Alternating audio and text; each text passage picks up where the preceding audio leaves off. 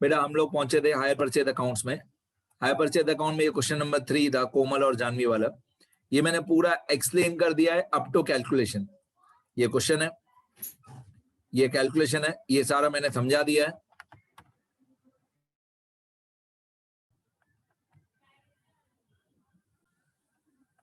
ये सारा कैलकुलेशन, ये कैलकुलेशन सारा मैं बता चुका हूं आपको। ये स्टेटमेंट ऑफ इंटरेस्ट भी बता चुका हूं मैं। डेप्रिसिएशन की कैलकुलेशन भी बता दी है मैंने आपको।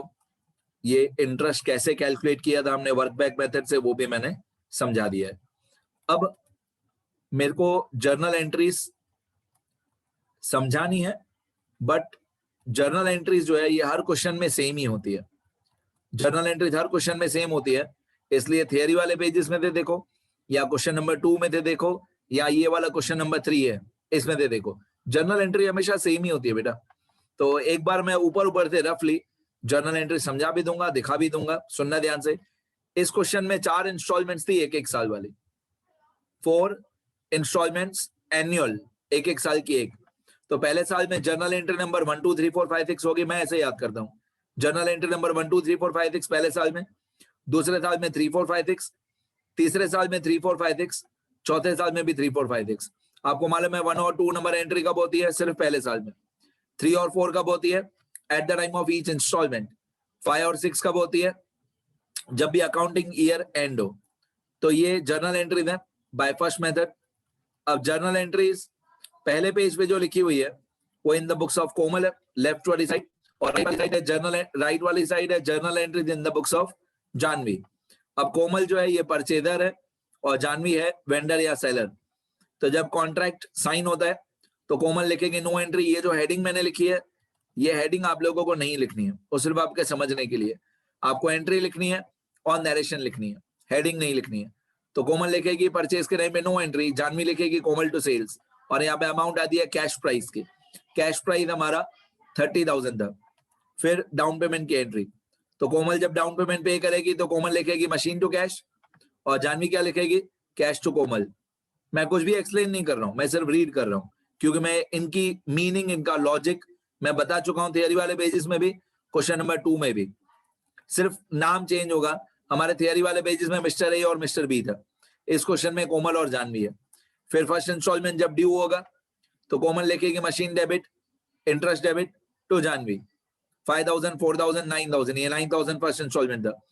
जानवी क्या लिखेगी? Komal to interest. फिर जब फर्स्ट इंस्टॉलमेंट कोमल पे करेगी जानवी को, तो कोमल क्या लिखेगी? जानवी टू कैश, और जानवी क्या लिखेगी? कैश टू कोमल, कैश आया। फिर when depreciation is provided by Komal, तो सीधी बात है डेप्रिसिएशन कोमल ही लिखेगी, क्योंकि डेप्रिसिएशन कोमल का एक्सपेंस क्यों है? क्योंकि मशीन यूज कोमल कर रही है, तो डेप्रिसिएशन का खर्चा कोमल का ही होगा। डेप्रिसिएशन टू मशीन, जानवी क्या लिखेगी? No entry. फिर डेप्रिसिएशन और इंटरेस्ट को क्लोज करके पीएनएल में ट्रांसफर कर दें, तो PNL account debit to interest to depreciation, interest और डेप्रिसिएशन पहले हुआ था डेबिट, तो क्लोज करेंगे तो हो जाएगा क्रेडिट।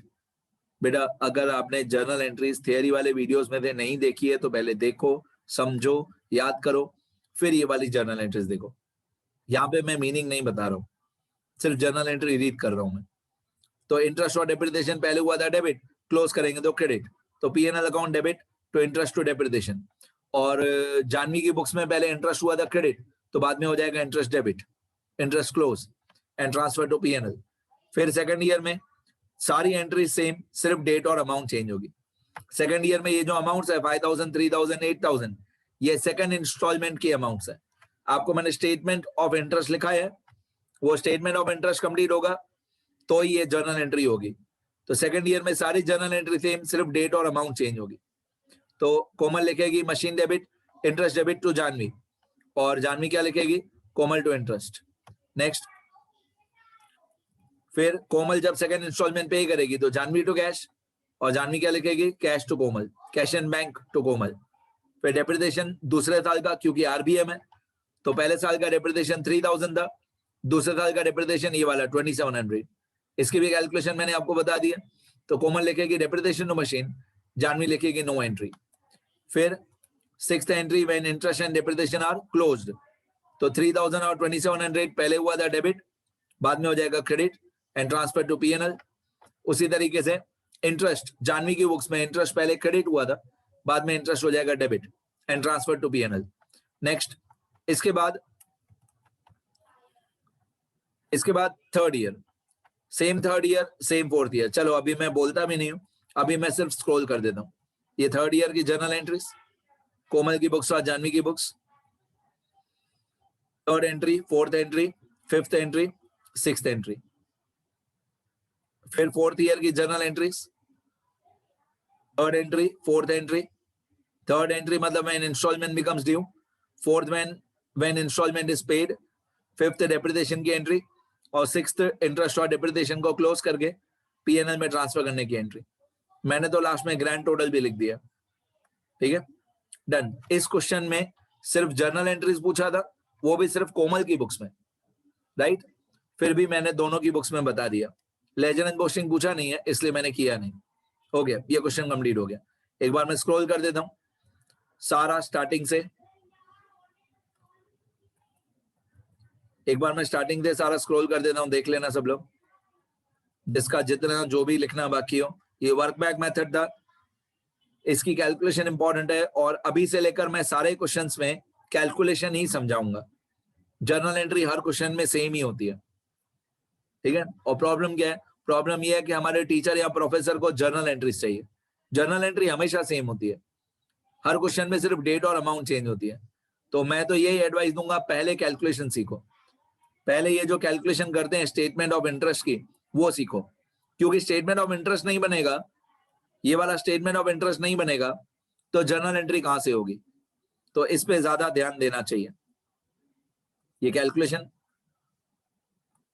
ये वर्किंग नोट्स, और अभी मैं एक बार जर्नल एंट्री भी दिखा देता हूं स्टार्टिंग से। ये रूल्स हैं हमेशा के लिए। ये जर्नल एंट्रीज, फर्स्ट ईयर 1 2 3 4 5 6। ये सेकंड ईयर में 3 4 5 6। फिर थर्ड ईयर में 3 4 5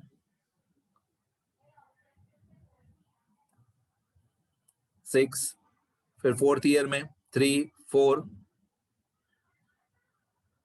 5 6। हो गई जर्नल एंट्रीज कंप्लीट। ठीक है, अब जिसका जितना बाकी हो लिख लेना। ये क्वेश्चन यहां तक ही था।